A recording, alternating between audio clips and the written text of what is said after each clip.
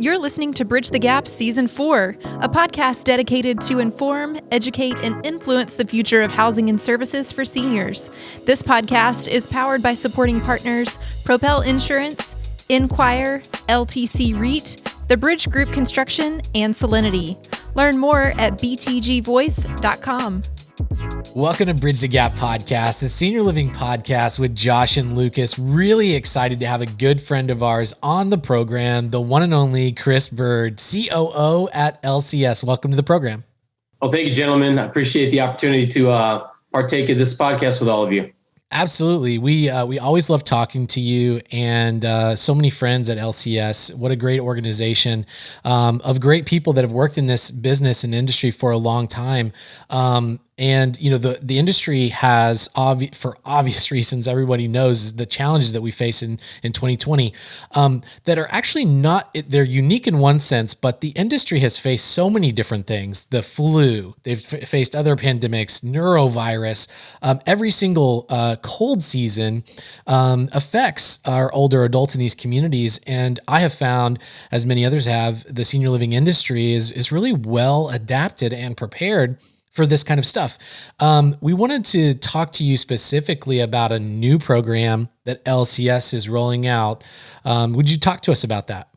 Yeah, sure will. One thing I'll offer as well, as you opened up about how senior operators are adapt to deal with these types of things. I will offer that in 2020, the senior living industry banded together like never before, right? I think all of us, as we were dealing with this pandemic, as it was starting to be at the foot of our doorsteps in late February, the first cases in, out in Kirkland, Washington, and then as it made its way across the country, was always encouraging to me that every Argenta meeting, OSHA meeting, side conversation I had with a different operator, we were all trying to work together to figure out what is going to be our next best steps to help battle this pandemic for both the safety of our residents and our employees.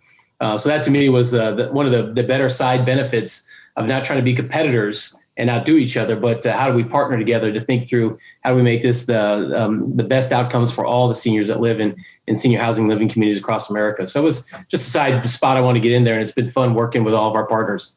Well, and we appreciate that and totally agree. And so this new program that you guys are rolling out, I think it's called EverSafe 360. Is that correct? That's correct. EverSafe 360 is really the brainchild of Rick Exline, veteran of the industry and LCS over 42 years. And as we kept sitting around the table, basically every day augmenting our path, because it seemed that way in the early stages of the pandemic, we had to think through what we're going to do to deal with the virus that was having its harsh realities on our world today, but then recognizing that there was going to be other viruses or pandemics that we may have to deal with in the future. I mean, Lucas, you noted that we have had to deal with the swine flu in the past, H1N1. We've had other just really bad flu seasons. So rather than just only trying to come up with solutions to deal with COVID-19, we wanted to make sure we're providing a solution that is a way of how we're going to operate forever and think about every aspects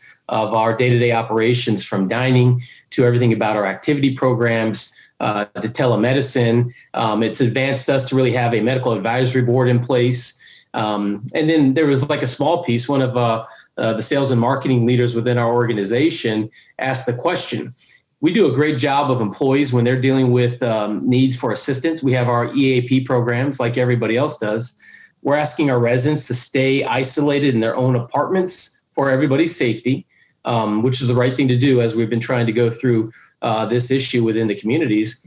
What is their outcome outside of dealing with their families and loved ones? How do we not have a resident assistance program? And so that was another aspect of EverSafe 360. Very small, doesn't seem like a big brainchild, but it really does make a whole lot of sense. How do we not have a resident assistance program for all those that may be sitting in this environment, both in a pandemic world and then just even living in a senior living community? Sometimes there's loneliness. So it has really pushed us to think differently of how we're going to try and meet the needs of our residents day in and day out. Wow. So one of the things I love that we were talking about before the show started, Chris, was the approach of the 360. And this is really a comprehensive view, not only dealing with the residents, but but your team members as well, all across the country. Can you give us some ingredients that you guys have baked into the cake? You've already told us a little bit about the resident assistance program. What are some other things that you guys will be rolling out this year? Yeah, all great questions, and thanks for bringing them up. But as I think about this in regards to, as we're trying to, again, re-engage all the amenities of our communities. All of us probably came out of the gates. I'll be the first one to admit it. We said we were closing down, which we never did. We were always meeting the needs of our residents. We were just trying to do it in a different way. So as we think about the lifestyle engagement in our communities, how are we going to engage in socially distanced opportunities, even in a world with or without a pandemic? And then as we're trying to bring those amenities along the way, how do we do it in the right fashion to potentially not invite a virus infected resident or a person who may be performing or whatever the case may be. So everything around the social amenities in the communities are something that we're the aspect of EverSafe 360 that we're trying to manage in a safe environment. And then as you go down through the dining protocols, there may be a world that we're going to have a different setup in our dining rooms. And we know that we've been hearing from a lot of different operators, folks who have been on a few of your podcasts and others that have been interviewed, is how are we going to have a different delivery system of dining, both in a main dining room setup, and now is there going to be the residents who have decided that I have now decided I want to do more select choice dining versus always coming down for one meal a day, 2 or 3 meals a day. So that's an aspect of everything around the EverSafe 360 that we're trying to develop for each of our individual communities, almost 140 of them across the country, to make sure that we're meeting the safety needs plus the nutrition needs of the residents through our dining programs. So, Chris, as you're launching this EverSafe 360 program, you guys have been working around the clock, even since early in the pandemic, to kind of develop this and implement this and perfect this. You know, what change is imminent. It's always happening around us, and sometimes that has kind of a negative connotation. But are there some key points that you can kind of see that silver lining, so to speak, of these are some things that we've had to change, but actually are positive changes for the team or for the residents, or we're going to come out on the other side more positive for it? Yeah, I'll touch on two. The first one is really around sales and marketing that everybody's doing. So it's not something new for LCS, but I think over the course of time, for the last 4 or 5 years, we've always been mentioning how are we engaging on the adult child virtually. And we would talk to our sales teams, talk to our executive directors, give guidance and coaching of how to really move that along its way. But this pandemic forced us to really embrace it like never before. So we have been able to master that just like everybody else has. And I think it'll be healthy for the senior housing environment because we know our adult child is not always available, who's typically the biggest decision maker in this process, is not always available to be at our communities from 9 to 5 when we are there open for business, if you will. So now it's pivoted us to think through how can an adult child be surfing at night, maybe 8, 9, 10 o'clock at night as they're trying to think about the needs I have for my mother or my father. And so how can I be able to shop, if you will, for senior housing, set up my appointment online for senior housing, and then know that tomorrow I'm going to have that virtual call maybe before the hours that I have to go to work as the adult child, and then really start to engage the process before I ever come and do that first in-person visit. So it has really advanced everything that we've done. We've positioned ourselves differently on the web to try to be able to create that environment for our customer, and then really train our sales teams to help guide that process because it's the initial step that everybody's looking for as they're thinking through their needs in senior housing. A second piece that it's really pushed us forward with is that while LCS has been around we'll be celebrating 50 years providing services to seniors, we never had a true medical advisory board in place. We had relationships and others that we could go to, but a part of EverSafe 360 is the formation of a medical advisory board with other groups, other leaders from the medical world that can help give us feedback, guidance, people we can go out to with a quick question. And it's something that we're pretty proud of. I've seen a few other organizations. The most recent one was, I was reading an article from Benchmark and their advisory board with a pretty collaborative group of folks. We're doing something very similar, but we think that's going to help give us guidance as we're always trying to maneuver through the path of needs of residents in today's pandemic and the future world of tomorrow. So just two small pieces about this evolution of EverSafe 360 that will probably change the way that we think and how we deliver and how we make decisions for the services for our residents, which is what we're here to serve every day. Well, thank you for sharing that. The first one that you mentioned, which is kind of that virtual communication platform that we've been forced as an industry, as providers, when you're talking to that adult decision maker, that son or daughter, it seems like now more than ever, we are in a position as an industry to do some things to make a really positive impact on changing the perception of senior housing. This past year, Chris, Lucas, we've had this spotlight that has really been put on our industry globally. We've all had to invest in doing a better job at creating platforms. And Chris, I know your teams, you leading at a very high level, you got a lot of people that you're influencing to have the right messaging to that adult consumer out there that maybe they've been a little bit jaded because of some of the things that have been negative in the press. But now speaking to our audience, that's a very diverse group of providers. What are some of the things that you're sharing with your team, that your team is sharing to kind of help change and educate that adult consumer that maybe could help all of us in our messaging?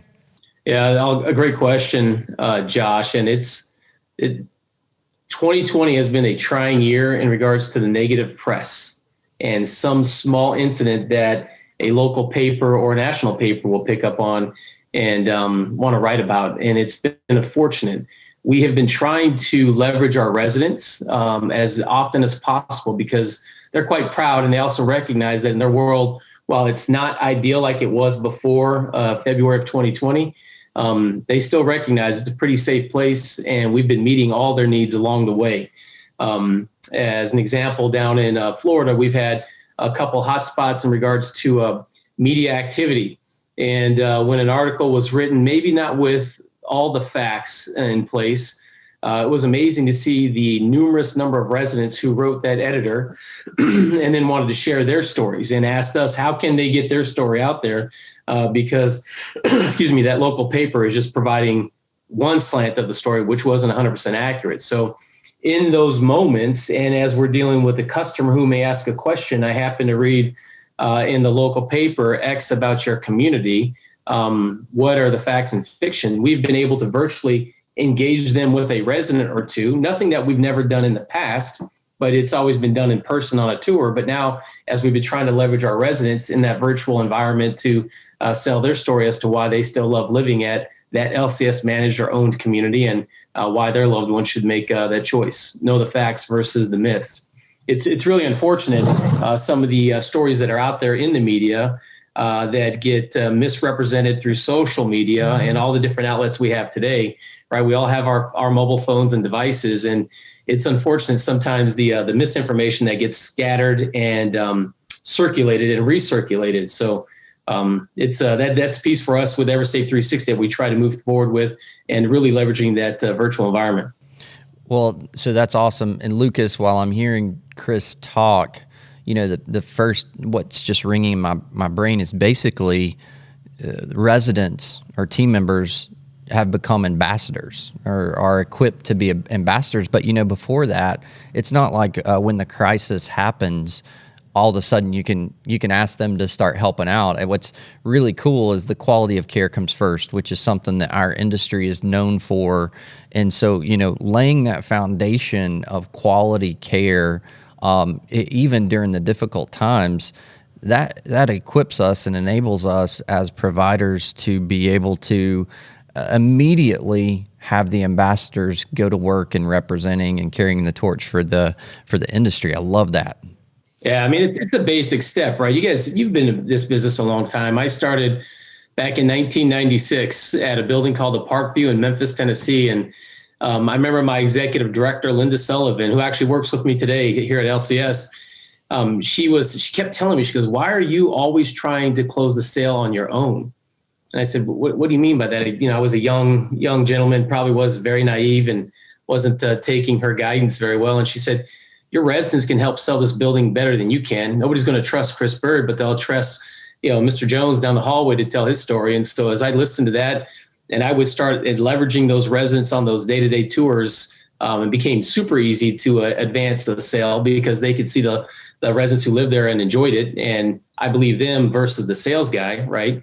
And so here we are 25 years later and trying to really encourage that in the virtual environment, especially in a time when there's been negative clouds over senior housing, but we're still meeting the needs of thousands and thousands of residents across the industry, providing great outcomes day in and day out, even in a tough pandemic environment. I'm sure all of you, with what you do, I know, Josh, you've got a business, and we get resident testimonial letters from families, even after somebody's left us. Just even in that environment with COVID-19, your teams were doing amazing work and meeting the needs of my mother or father and in their final days. So, and that's what we're all here for. And that's why we're charged to do it. And that's why after 25 years, I've continued to enjoy this opportunity and provide more outcomes like this for our residents across the LCS platform. Yeah, well, and you know, I think it's just an amazing opportunity we have, as I was mentioning earlier. Now more than ever, I think the crisis, the pandemic, it's so focused our attention on some areas that, quite honestly, we should have been investing in a little bit sooner, and many of that was in technology and things to help better and more effectively communicate. We heard someone talking earlier, even reshaping how we do our team meetings and things like that. And I heard a gentleman, and I know, Chris, as much as you've traveled and you burn up the airways and things like that prior to the pandemic. It's amazing how effective and how much more frequently, now that we're utilizing tools that we weren't before, that we can actually communicate. We talk a lot about being disconnected, and I get that in the virtual environment. But I heard someone say, I can reach a lot more of my community people and have FaceTime now than I did even a year and a half ago, when I was always standing either in a ticket line or a rental car line. And so I'm sure you can relate. Yeah, it's as we've embraced everything about the technology, and it was pretty funny how simple one of our regional managers realized I can actually do a site visit virtually without actually being at the community and have a very similar interaction. While there's never going to be a replace of the face-to-face human contact and really being able to deliver messages and hear a message from an executive director. But our regional teams were able just to be with the ED, if you will, walking through with a phone, a GoPro, as they were just looking at a community, providing feedback as some areas of support. So those are things that we'll want to continue to harness as we get into 2021 and the vaccines are fully embraced by all of the U.S., which I hope happens, and we're back to a world of more travel. I don't want us to forget that we don't always have to be boots on the ground in a community. We can still leverage the technology that helped us get through 2020 pretty successfully going forward. And those are different aspects of EverSafe 360 as we think about how we can leverage people's time more versus, as you noted, Josh, being stuck in lines at airports and planes and our favorite car rental delivery services that aren't always as timely as they advertise, right? That's exactly right. Yeah. Well, this is a great conversation, and I know that our listeners are going to want to learn more about this EverSafe 360, so we'll make sure that we connect with them in the show notes. Is LCS, are you rolling out some online material or any sort of media stuff that people can keep up with? Yeah, we've it's been a program that Rick and the team have been working on. There's almost 30 LCS employees that have been doing this as a side job on top of everything else they do. So we have a big committee helping drive the outcomes of EverSafe 360 since the idea was birthed around July of last year. We started dropping some hints about it within our communities. Public went with PR pieces in November, and we fully expect to be rolling this out in our communities in February and March.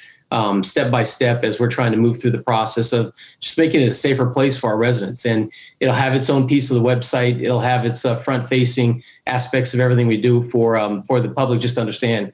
And we're hopeful that it helps everybody in the LCS communities, and others will follow some suit so we can just create better days for residents in senior housing.